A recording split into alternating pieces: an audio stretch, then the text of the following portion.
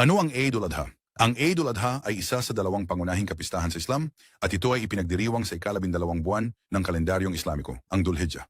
Ang sagradong buwang ito ay nagtataglay ng isa sa pinakamahalagang gawain ng pagsamba sa Islam, ang Hajj na paglalakbay. Ang Eid ul-Adha at ang Hajj ay magkaugnay at parehong nakaugat sa pamana ng isang natatanging propeta, si Ibrahim, na kilala sa Kristyanismo at Hudaismo bilang Abraham. Itinuturing ng mga Muslim ang mga ritual ng Hajj bilang pagsunod sa mga yapak ni Propeta Ibrahim. Ang kanyang buhay ay isang serye ng mga pagsubok na hinarap ng may matibay na pananampalataya.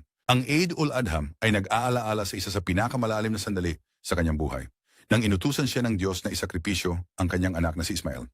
Sa pagsunod, ibinahagi ni Ibrahim ang panaginip sa kanyang anak na tinanggap ang kalooban ng Diyos. Magkasama nilang pinuntahan ang lugar ng sakripisyo. Nang itaas ni Ibrahim ang kutsilyo, nakialam ang Diyos. Ang pagsubok ay nalampasan. Isang tupa ang ipinadala bilang kapalit ni Ismael. Ito ay isang aral sa tiwala, pagsuko at pananampalataya. Ang kaganapang ito ay higit pa sa kasaysayan, ito ay isang paalala. Tuwing ika-10 ng Dhul Hijjah, ang mga Muslim sa buong mundo ay nagsasakripisyo ng hayop, kung kaya nila, bilang paggalang sa pagsunod ni Ibrahim. Ngunit ang tunay na kahulugan nito ay hindi nasa karne o dugo, nasa espiritu ng pagsuko. Ayon sa Quran, لن ينال الله لحومها ولا دماؤها ولكن يناله التقوى منكم كذلك سخرها لكم لتكبروا الله على ما هداكم وبشر المحسنين.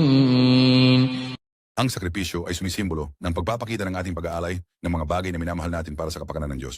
Isang katlo ng karne ay ibinabahagi sa pamilya, isang katlo sa mga kaibigan, at isang katlo ay ibinibigay sa mga mahihirap. Ito ay isang pagkakataon ng pagbabahagi, kababaang loob, at pagpapakumbaba, at isang paalala na ang lahat ng pagpapala ay nagmumula sa Diyos. At ito ay ipinagkakaloob upang ibahagi. Para sa mga hindi makapunta sa Hajj, nagsisimula ang Eid ng isang espesyal na panalangin sa umaga. Ito ay isang araw ng kasiyahan, ng pagbisita sa mga mahal sa buhay, pagtulong sa mga nangangailangan, at pasasalamat sa Diyos sa kanyang walang katapusang mga pagpapala. Higit sa lahat, ang Eid ul-Adha ay nagpapaalala sa atin na ang tunay na kapayapaan at kasiyahan ay nanggagaling sa pagsunod sa Diyos. Sa bawat pagsubok, siya ang ating pinagmumula ng aliw, at sa bawat pagpapala, siya ang ating pinakamahalagang tagapagbigay.